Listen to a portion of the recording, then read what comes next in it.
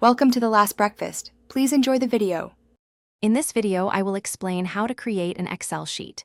We'll start by opening a new workbook, which is your blank canvas for data. You'll see a grid of rows and columns forming individual cells where you'll input information. It's crucial to save your work often, perhaps every 5 or 10 minutes, to ensure your progress is always secure. This foundational step sets you up for efficient data management. Once your sheet is ready, you can begin entering your data. Simply click on a cell and type in text, numbers, or dates. To make your sheet easy to read, adjust column widths and row heights as needed. A double-click often auto-fits.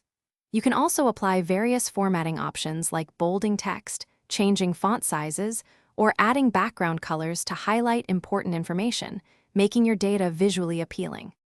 Excel's true power lies in its ability to perform calculations. You can use simple arithmetic operators like plus, minus, multiply, and divide directly in cells. For more complex tasks, built-in functions like sum, average, or count can save you significant time.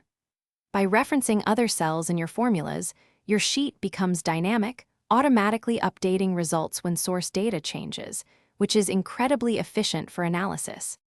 To make your data more understandable, visualize it with charts.